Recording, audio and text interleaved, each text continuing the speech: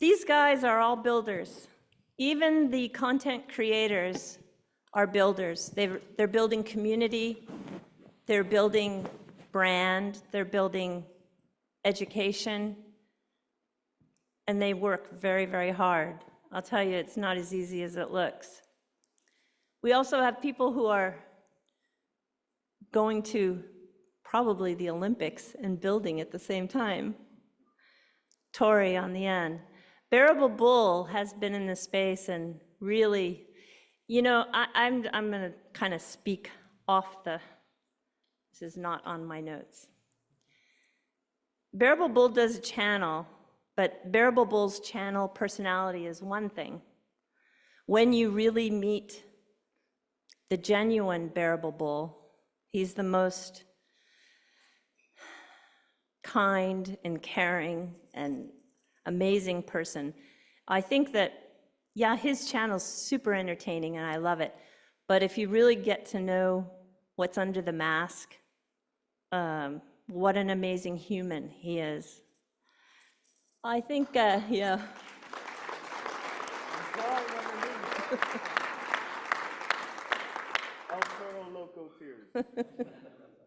Chip and Jeff are both content creators and builders within the NFT space. And they're approaching the NFT space a little differently. They're doing a very wide variety of use cases, like licensing, for example. And so I think that if you're looking for inspiration, those two guys are great for inspiration. I know somebody in the audience last night came up to me and said, I really want to do my part and build in this space. And I'm like, yeah. And he's got some ideas, and the idea is very good. And can you imagine if just inspiration that comes from this panel of people who are just like all of us, if you then decided between now and next year that you were going to be a builder, that's how the ecosystem grows, and that's how it's going to bring value, ultimately value to the digital asset, which is, again, blockchain backer will remind us that's really why we all got in here. He's going to talk about that, I think, in one of his answers. Shen is one of the amazing new, young, bright minds in this space, and I feel so happy when I hear him speak. I heard him give his answers that were not rehearsed yesterday, and I think we're going to see some great contribution from Shen for sure. And finally, blockchain backer, who for me is, I think, everybody's favorite. He takes the approach by communicating through charts and graphs, and he's really a serious thinker when it comes to that space, and he really takes his role, I think he takes his role really serious. He's not doing it just for the sake of building his name. I think he's really there trying to help people understand the market. So my first question is that I can't really introduce you appropriately. I want you to introduce yourself and tell everybody what was the moment that brought you into this space. I'm going to start with Tori. Okay, this is what, okay, great. Hi everyone, my name is Tori and I'm the founder of Equal Labs. So what we're trying to do is enable athletes to own their sports performance data and health data using blockchain technology. And I believe that's super important because I am an athlete and I'm walking that journey. I've got the Olympic trials in literally 2.5 weeks. All is going well, by the way, should be great. Yeah, a big problem I find is that in the world of sport, you know, for most Olympic sports and most athletes, you know, we don't actually earn. People ask me, oh, you're a full-time athlete. I'm like, yes, I put in full-time effort, but I don't have, get paid for it, right? And so I see with the data we produce, there's actually value there. And I find there's so many different facets in sport and health where we're producing data that is of value, but there's no way to abstract that value into something that's exchangeable, which is all about the economy of value we talk about in blockchain. And so I believe we can create those tools and that sort of applications that enable athletes to translate that into real value that's exchangeable. So that's the why of what I'm doing. How I got into it was because obviously COVID happened and there was no sporting events. So I had a lot of spare time on my hands. And during that time was around 2021 when the bull run happened in crypto. And so I sort of got to experience that. And before that, I was a digital developer working in health, wellness, and sports. So I'm actually self-taught. The reason I'm self-taught, I started a uni degree, but juggling sport, work, and uni, it just was impossible. So I was like, I can't do this. I'm just gonna learn by doing. And that's always how I've learned things and got to the opportunities I got, I guess.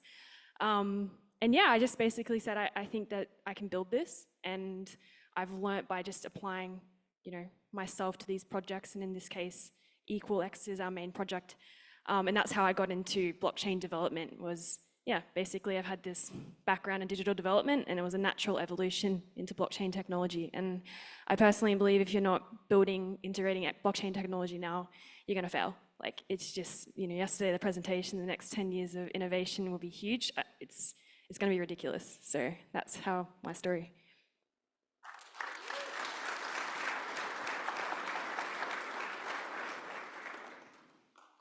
Hello. Everyone can hear me? Yep. So my name is Bearable Bull. I started in this space in 2016, and this is actually a story I've never told anyone before. I started my journey in this space because my friend, he was a marijuana connoisseur, and he would pay using Bitcoin to get weed delivered to his home. That was one of Bitcoin's original use cases. And it's true. So I was unbelievably fascinated because one day he told me that this Bitcoin he would use to get his weed delivered has now made him unbelievably rich. Isn't that interesting? Unbelievably illegal, but interesting. So I thought to myself, okay, there's something here and there's a transformation happening. Let me speculate and take a stab on investing in Bitcoin. Believe it or not, I got into Ether at around $8 back in 2017, but then quickly sold at $40 because, of course, that's good money. Little did I know it was going to go to $1,400 just a couple months later. But the reason I'm still in this space is because I understood after the 2017 bull run that there was something revolutionary happening here. Despite the fact that a lot of it was just ideas and scams and nonsense. What was going to be birthed out of this space was going to change the world forever. I personally got wrecked by not taking profits at the peak. I happened to make money, but I didn't make life-changing money at the time because unfortunately I just didn't know, right? And I feel like that's a lot of our stories here in the room. We just didn't know. I started my channel back in 2019 because, quite frankly, I just wanted to share my story, share my message. I didn't want any fame, which is why I did it as just a voice. And I'm wearing this face covering here that's very hard to breathe through because I still don't want to be known. I just want to share my message and live freely. I believe that authenticity and living your life on your own terms is very important. And I just want to do something different and show people that you don't have to look for attention, be a TikToker doing stupid dances. You could talk about the fourth industrial revolution and what the builders are building on the XRP ledger without needing notoriety, right? So I just want to show people that yes, this space is hard to manage and navigate.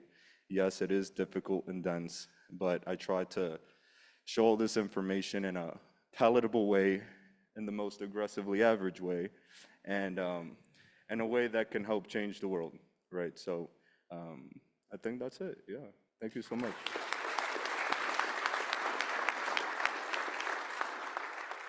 My name is Chip, and I'm part of a duo here. We just happen to be sitting together. We were laughing about who's going to sit on the chair next to someone. Apparently us. So we're a team, so that's how it works. But Jeff and I are part of a team, and it's an interesting story. Back in 2012, 2013, I had a new startup. It started on 12/12/12. I thought that was going to be significant because the startup's going to crush it. But sometimes you are just way too early. You get nice write-ups in TechCrunch. You get nice write-ups by an authority figure. And one of the things that happened is two of my business partners were in the UK, but the other business partner, the guy was the main coder, was here in Australia. And I thought, how cool would that ever be one day to travel there? Never going to happen. Well, there you go. Bucket list complete. And so in 2013, we weren't doing weed, but we were sending money back and forth. But the only way to really do it was Bitcoin. So I had a Circle wallet. I would do it, and I knew nothing about it. I was dealing with one of the biggest Bitcoin maxis in the space, who came on our show, wore a mask because he wants to live freely and he wants to be anonymous as well. And he's like, Bitcoin, Bitcoin. I'm like, all right, I'm getting sick of this. But when I found that I would see it hit my wallet in a little bit, it wasn't fast, but it was faster than sending it via bank. We had a lot of bills to pay. We had Amazon to pay. And that was the quickest way in 2013. I'm like, let me buy some of this stuff, which was 200 and something. And I was like, that's crazy money. And then, just like Bull, I thought it was awesome to sell it at 800 because it was 4X. I'm like, 4X, this is great. And then you see it hit 68,000, and of course go to 72,000. And this is how you learn in the space. Fast forward to 2019, I was doing a little channel. Jeff was doing a channel. And Jeff, I'll let you tell the story if you want about how we came together and do this. It has Congress to be involved. It was the whole thing play for Congress. But Jeff and I met, and we realized we had way too much in common. We were way too lockstep. That's when we started On the Chain, the podcast. So that's kind of sort of a little bit of my journey. And I was the Bitcoin maxi, and I was like, oh, it's XLM because that's decentralized. But XRP, that's a banker's coin. But then I saw this cartoon bear, and I said, well, why wouldn't you take advice from a cartoon bear? You ought to go in on XRP, right? So that's kind of how that started. But Jed, I'll let you tell the rest of the story. All right. So, it's interesting hearing everybody's story on how they get in. And I had a similar story to how Chip entered into the space. 2014, I was shipping a lot of equipment internationally, and we kept running into foreign currency exchange issues, especially against the rupee and down in Venezuela against the bolivare. And so I said, there's got to be another way to try to find a solution to transfer currencies and lock in an exchange rate, simplify the process. So I found Bitcoin. That was 2014, got a wallet, tried to buy it, figured out that it was going to be really difficult to do it through the process. So 3 years later, I'm looking for ways to invest. So I forgot all about it. And I get back into Bitcoin in 2017, Ethereum, XRP, XLM. But it was interesting because that bull run in 2017 was exciting. And anytime you bought something, you made money. And then I also rolled the roller coaster right over the cliff and saw all the gains kind of disappear into nothing. I said, there's got to be something to this. This is really exciting. And I said, well, how am I going to learn? The best way to learn is to start a YouTube channel. And I said, it's going to force me to educate myself so I can talk about it. So that's how I started in the YouTube channel, which was exciting. Then one day, I was in a group. I don't remember which group we were in. I think Crypto Eddie was in there. Chip was in there. Jungle Inc. was in there. Was a group of people that were in there. And I had this opportunity to make a video for a congressional representative. And he had asked, he said, can you make this video? They wanted to share it around Congress to educate them. This was just at the time they were introducing the Token Taxonomy Act. And they needed to get a little bit of run within Congress. So I posted in this chat group, I said, hey, I need to make this video. Is there anyone that can help out? And Chip jumped in right away, and he's like, hey, that's awesome. I'm definitely, I'll help you out. And this was Thursday evening. It was Friday afternoon. Friday. And I asked Jeff, when's the video due? He said Monday morning. I'm like, okay. Yeah, we'll make this happen. So it was great. We got a bunch of influencers in the space to make short video clips about their experience and what they see the future of crypto being. Chip and I spent the entire weekend almost sleepless editing it, making sure that we're able to deliver at 8 a.m. on Monday morning. We delivered it, and it was really an amazing experience, And so for me, to your question, getting involved in the space and educating, and it's all about being part of the future, and then bringing that future in front of the public, trying to help influence Congress a little bit. That was a big part of it. So. We're still trying to influence Congress, aren't we? All of us, right? To some degree. Is this working? Yeah. I'm Shen. I've been building on the XRPL since 2021 now, and I think I got into the crypto space in probably around 2017, 2018. I'm a bit younger than a lot of these guys. And so essentially I came from a game design and game development background, and I was always very interested and passionate about blockchain and that technology, and I always felt that there was so much way that it could enhance the gaming experience for players, and as a large game player myself as well, I felt that there were so many ways that it could integrate so well. And through those early years of discovering crypto and different technology, I really fell in love with the technology behind XRP and the XRPL, and I started really exploring what was going on there. And then I think pretty much when the NFT amendment announcement came out, we pretty much got together and said, all right, like now we can use this technology that we really love, and we can integrate it with something else that we really love, which is gaming. And so, yeah, we started developing our first game in 2021, integrating the XRP ledger. And then since then, it's been 24/7 working on the XRPL, and we launched another DeFi platform in 2022, and then another game at the end of 2022. And then we just put all of our games under a studio. So we've now got a game studio, which is grassroots born in the XRPL. Which has just been awesome, and yeah, I mean, it's just been an incredible experience so far, and I'm really, I'm sure if you saw my presentation yesterday, I'm very passionate about what gaming and engaging activities and experiences on-chain can really do for XRP from a very community and retail perspective.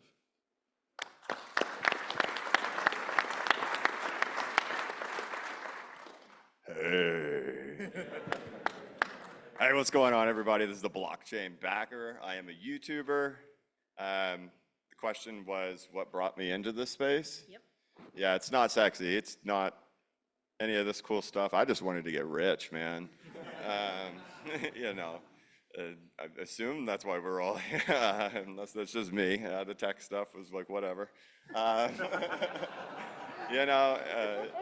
It's just my story. I mean, I guess I can give you my story. I mean, like everybody, we all have that time where some dingus told you about Bitcoin and you thought it was the dumbest thing ever. And it doesn't, of course, come from the smartest guy in the room. It comes from the dumbest guy in the room. And you're like, no, I'm not touching that. And so like that, I was talking to you about that a minute ago. Like we had that question yesterday, if you could go back in time or time travel and something. I said, 2009 when Bitcoin was created. But the reality is if you could pinpoint that exact moment where that first person told you about Bitcoin, we all have that story, right?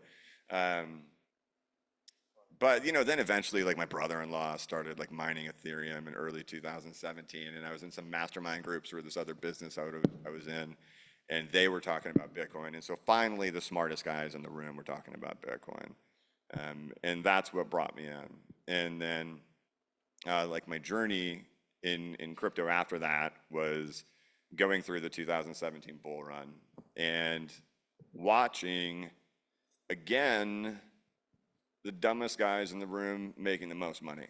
And I often call them dinguses on my channel. But buy the dip, YOLO, we're going to the moon. And I'm like, I'm gonna out-trade these guys. No, the hodlers beat me, big time. Just holding on for dear life. And going through 2017, and that was the first time really, like, if you watch my channel, like we do a lot of technical analysis and we talk about emotional psychology of things that go on in the market. But like one thing that really built my confidence moving forward was that I did sell the top of a lot of stuff in 2017, like Ethereum and Neo and XRP.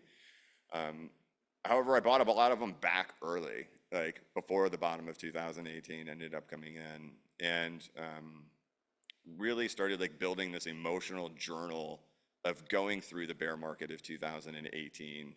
And you watch all of my psychology in this journal. You watch me go to like depressed, despondent, anger, really talking bad about myself in there and how like I hate myself. And then I'm sitting here buying Bitcoin for $3,200 and I'm buying these altcoins for these low prices because what is crypto? Is crypto just this big scam? Am I just an idiot? And then you watch the market roar back in the beginning of 2019, and you watch all the behaviors come back, you watch all the excitement come back, and you see it in my emotional log, and you see me get super excited, super euphoric, and I'm just like, and if anybody remembers this, this is when, can't believe I'm saying it, but Bearable Guy 123 released something, and it had to do with Queen, Don't Stop Me Now. And it was right in that moment there, like in June of 2019, and the market is roaring. And you could just see my euphoria in my emotional log, and then boom, you watch the market stop, and then we go dead for a whole nother year. And, you know, I built these businesses in the past which dealt with a lot of forecasting. So like I was really used to having to forecast a lot. And I worked a very similar life like you talked about a minute ago, where you are working 100 hours a week, but you're not getting paid anything. You're making nothing. You're just a builder building and making absolutely nothing with a vision that you're going to succeed. And my businesses did succeed, and they got to a point where I didn't have to work anymore, well, like 4 hours a week. And so it gave me all this time to like bring this forecasting history or experience into this, and just started really implementing it into all of it, and not really liking the content that I saw on YouTube. And like, I don't go on camera very often, and it's not that I'm scared to go on camera. I can't believe I'm here on this stage. It's that I don't want to be fake. I don't want to get onto camera and smile during a crappy day.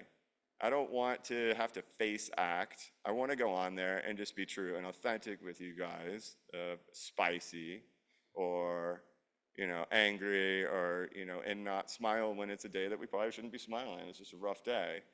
And I mirrored that after other content that I like to watch and that I enjoy of other people who do that too, that don't use their face, but just kind of let their personality come through a little bit. But then also like being serious and sharing with you like what I really think is going on and backing that up with data. And it's been a very humbling experience. It's been a very interesting experience, and it's really weird that I'm in Australia and I'm sitting on this stage telling you about it. But yeah, that's my story, and You're sticking to it. yeah, I'm really honored to be here. Thank you. Yeah, you're welcome.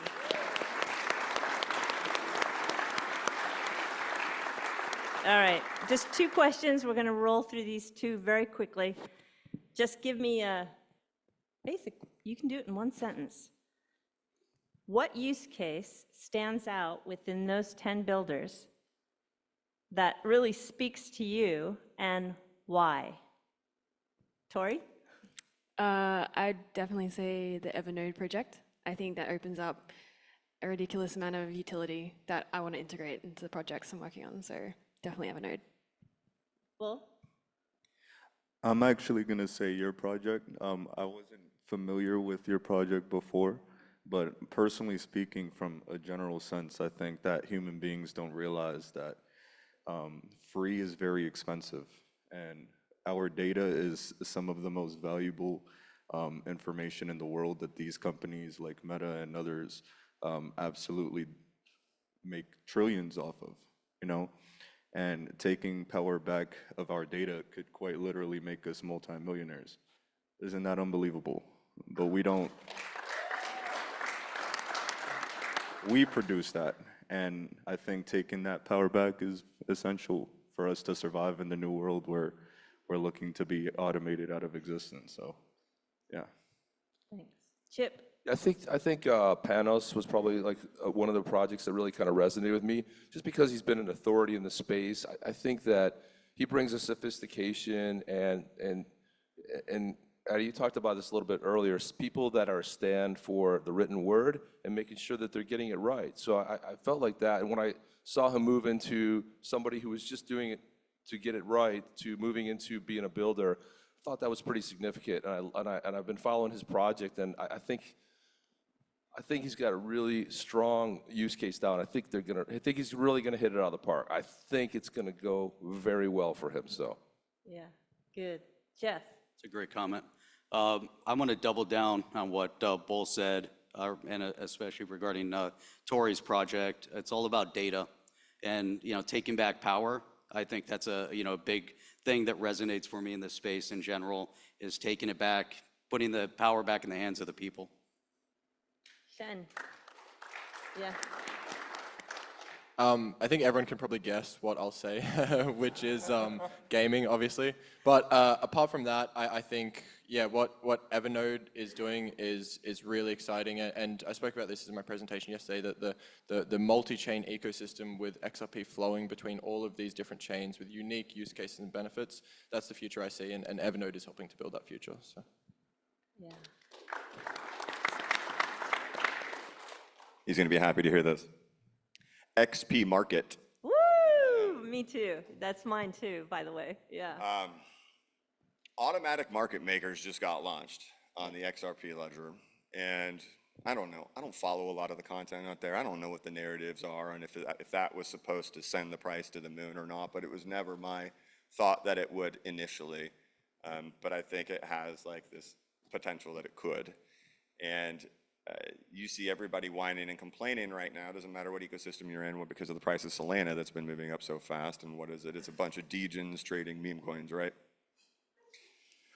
The XRP ledger has a built-in DEX, right? And you can launch coins on the XRP ledger, but if you ever go try to use the DEX, it's so ridiculously illiquid.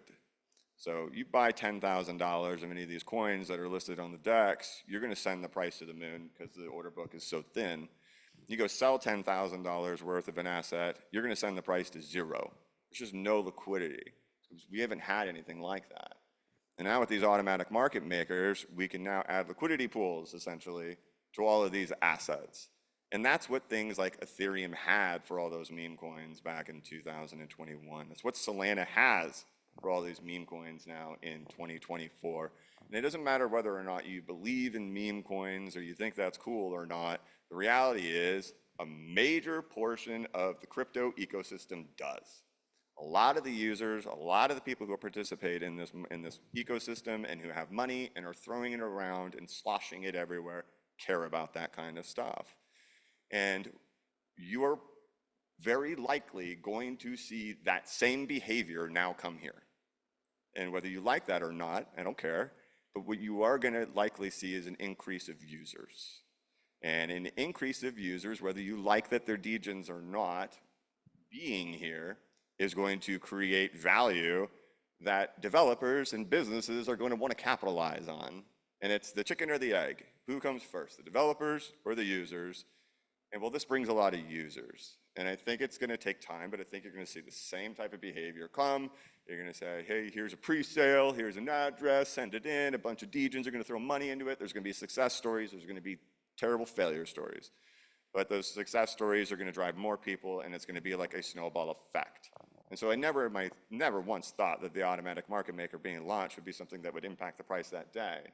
But watch what happens in the coming weeks with that. And so how do we circle back to XP Market? Well, it's like what Solana has for like their DEX screener. It's where these guys go and they look for all of these assets and play around. But XP Market is like our version of it, where you can go look and see what the liquidity pools are on these assets and what is trading and what's available. And I think a lot of us are probably going to be using that site more than you think if you haven't already. So that's what I'm excited about. Yeah.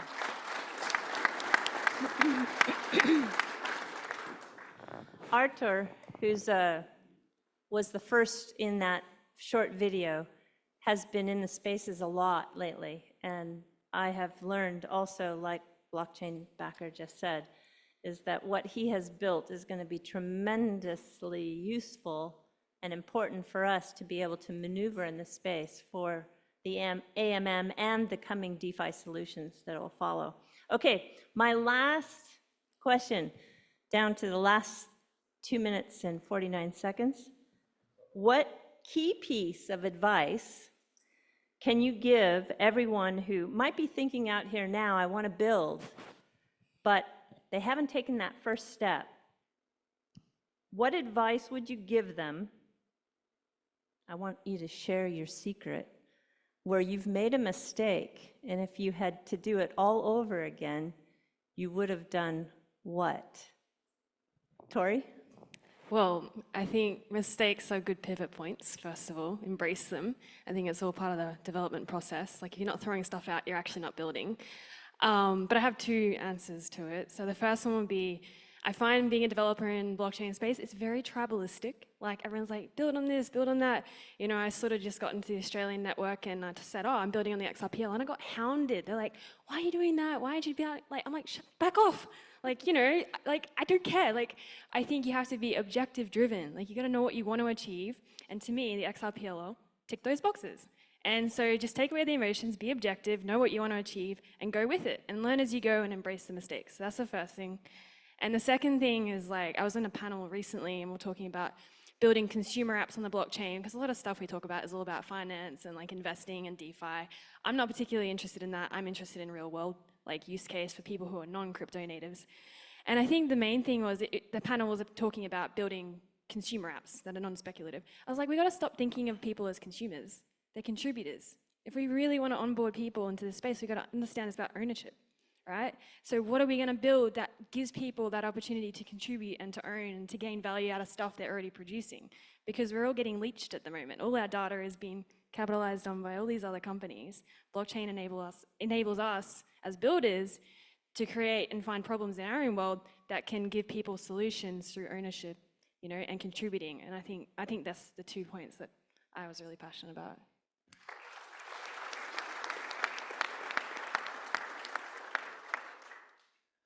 Oh God, advice. I would say people's opinions don't pay your fucking bills. Don't let other people's critiques stop you from doing what your purpose in life is. I don't take kindly to threats. Ari, I'm sure you can attest that there are a lot of people that don't like what we do. And, you know, it's a frustrating thing where you feel like you're living your purpose and providing value, and then there are people that genuinely don't see that, don't care. They provide no value but have the loudest voices. But those people don't matter. The people that do things are the ones that matter and that make a ripple in space-time, no pun intended. I genuinely believe that you need to find what you're interested in the space. You have to find your niche, find your community, and continue to persevere, move forward, don't stop. I remember when my friend committed suicide in 2021 in March. I wanted to stop. I was in no mood to continue to make content. YouTube had stopped demonetizing my channel and also gave me a strike. And all that compounded at once, and it was actually Kevin Cage who said, dude, take your time, come back, we miss you. And you know, it's necessary to find your people that'll help you get through those low times, because in crypto, 80 to 90% crashes happen and your net worth completely gets obliterated. Compound that with people's opinion that don't pay your fucking bills, and it's gonna destroy your motivation. But it's the discipline that gets you into the bear market, and then through the bear market into the bull market. We are here now in bullish territory, and that's where lives change, you know, so make it to where lives change. Yeah.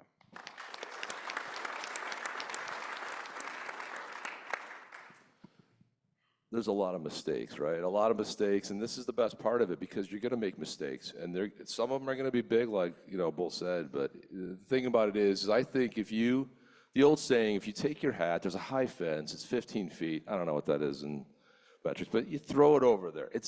You throw your hat over the fence, and now you just committed that you're going to go get it, but you don't know how to get it. You're not going to scale the fence. You don't know if you can go around the fence. You don't know if you can go under the fence. But part of it is the obstacle that you now created for yourself always starts with a what if, because you're thinking about, hey, what if? Well, isn't there something? You know, you're looking for a solution. You scour the internet. You're like, okay, somebody in the community's probably built this. That's where the idea starts, where you start saying, well, no, I can't find it. Nobody's built it. And then you start brainstorming with yourself, and you start thinking that there's another way, another idea. And that's kind of how it is. You know, and Jeff and I we paused the project that we had started because of what he talked about, us dealing international and with payments. We'll start it up at some point, but the point of it is that the mistakes are going to happen. But you can't stop at the mistakes. It doesn't matter. And like Bull said, it's like you just got to go for it, and you got to just feel that fire inside. And if your excuse is, I don't know what to do, that's great, because none of us do. okay? Shen does because he's brilliant, but that's a different story, okay? But, sometimes you don't know what that next step is. I'm not a dev, I don't know that, but most of the time you'll find that a lot of the successful applications that happen in the world were built by people with the idea. They didn't know how to complete it, but they just started sharing their idea with a lot of people, and then they found the means necessary. So I think that's the really key thing. So I know there's somebody sitting here right now, or several, or 20 of you, that thought about something, but maybe you stopped at that. If it's a passion for you and you really want to build it, just go for it. That's the advice. Don't let yourself, you're going to be your worst critic. You're going to stop yourself in your life. And like Bull said, it's your purpose. Find something you're passionate about. And if you really want to go build it, go make it happen.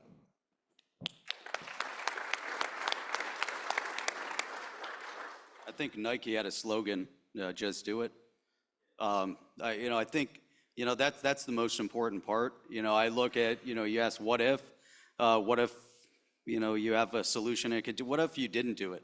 Or what if you don't do it? And I think about that from other businesses that I'm in. If we didn't get into the business, if we don't go forward, if we don't educate ourselves, if we don't find another path, then you'll never accomplish it. And there's a lot of people out there like Shen, that, can really help out, and I think that's really important, is that we're in a community, and if you have a question, there's somebody that's a DM away, that you can ask the question. You can find people within the community to help you navigate. YouTube is also pretty amazing, because when you try to figure something out, and I know as we're developing on the NFT side, we ran into certain things that we couldn't figure out, and we found a solution. And that's, really interesting, is trying to identify. And to me, that's the exciting part. If everything was easy, everybody would do it and everybody would automatically succeed. But it's not easy. Life's difficult. You're going to make lots of mistakes, and that's okay, because that's part of it. And I think that's the most exciting part, because when you do make a mistake or things go wrong, that's when you find a better way or another path around it. I look at, the first iteration of the NFT that we created. If we ran with that, I don't know if it would have been good, but there were reasons why that didn't end up happening. We found another path and came out with something else that we love. I mean, it's really amazing. And like Chip said, we have another project that we've written out the whole thing, and there'll be time for that. So you don't want to, sideline things and never get back to it. Sometimes the timing isn't right, for it, but you have to keep persevering and make the attempt.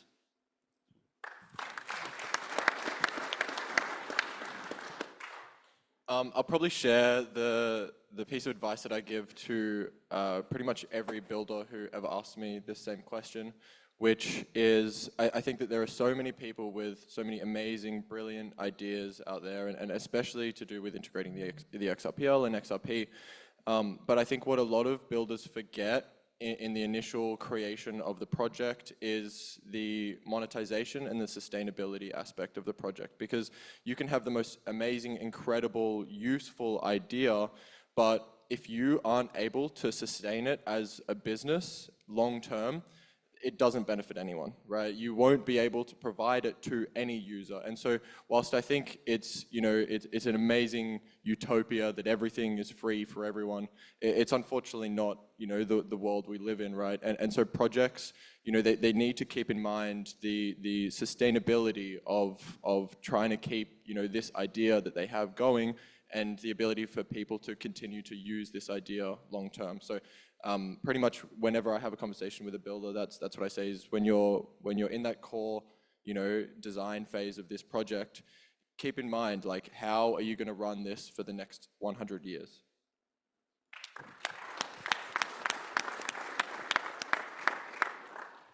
I'm supposed to be giving advice to builders? Yep, you're taking it home. Okay. I guess I could just bring it from the aspect of, where I'm at. When I started my YouTube channel, I kind of knew that, I knew my content would be all right, but, I didn't go into it by just, turning the camera on one day. You may not know this, you may. But, I did some research on how to start a YouTube channel before I started my YouTube channel, because I'd done that before. I'd tried just, recording videos and seeing if it works or not, and it didn't. But I ended up watching a bunch of YouTube videos on how to be a successful YouTuber. Turns out you have to make thumbnails. Turns out you have to make titles. Turns out you have to have back-end keywords. Turns out it's really important for people to see an intro and an outro to think that you're legit. And those may seem like small things, but those were things that I prepared for before I ever started recording YouTube videos. And a lot of times in life, and a lot of you know this, I've been sober for 11 years, but when you get sober, you want your life to turn around right away. You're like, okay, that's it. I'm sober. I've been sober for 4 days. I want my life better right away. Guess what? Sorry, there's still a tornado of trash you've left behind that you need to go clean up and rebuild and fix. And things in life, we want things to get to the way we envision them to be very quickly. But likely what it is, it's a lot of very, very small steps that stack up over a long period of time. And it's about being consistent and continuing to do that, being persistent, not giving up. I love that the Bearable Bull just said, don't listen to the haters. I have a lot of them. They are nonstop. If I let other people get in my head, I'd be screwed. And that is especially true in this space, because I'm going to bet every builder here at some point has been called a scammer. And it's not true. Like, that's just because there's this perception that it has to be Ripple who sends the price of XRP to the moon, and anybody building, you're a scammer. So you're going to get told that. And can you handle that? Are you psychologically prepared for that? So you're going to have some tough skin. You're going to have expectations that things do just take time, and you have to be persistent and consistent, and you just do the preparation. And, you know, people think I'm special, but I'm not, man. I'm like a regular dude, bro. And like, but I show up every day. I put in the time, and I put in the effort, and I put in the work, and you can do that. And definitely, I think one of the reasons people do watch is they can tell I'm passionate about what I do. I'm passionate about what I think. It's not like a job. I mean, there's days where it's like job down 40%, and that day is like a job. But like, for the most part, it's not, right? And so you do have to find something that you really do like and that you really are passionate about. And that's so hard to hear, because I've wanted to be an entrepreneur my whole life. And like, it was always so hard to find it. But like, it can just be anything really stupid, man. Like for me, I really like watching like coin roll hunting videos. I really like watching like people go to coin shops and stuff. And like, dude, if coins are your thing and you like are real passionate about coins, dude, figure out how to way to build something about coins, because I guarantee there's a bunch of other people who like coins and stuff too. And like finding what it is that doesn't feel like a job to you. There will be aspects about it that are like a job when you're having to write emails, or you're having to do, you know, edit videos, or if you're having to write code and talk to a developer or something like that, but something really passionate that you like. I don't know if I answered the question, but there you go. That's what you got. Yeah, you did. One thing I want to say is, blockchain backer, you also had an incredibly, very awesome NFT series. Oh, thank you. Yeah, so that I can talk about that too. Yeah, I would say, like, if you haven't seen his NFTs, they were groundbreaking. They were very different in the way you approached it. Make it 1 minute. Yeah, 1 minute. So it was back in We're 1999. only 6 hours off, so we're good. No, I feel for it. This is the time everyone needs to take a pee break. I gotta go too. Including me, and Right. and also we have a Ross coming up, so I'm mindful of the time. That's it. Can I say I'll one make it very last thing? One last thing. It'll be a one-liner, I promise. Don't underestimate the number of people suffering from your procrastination. Don't underestimate it. Nice.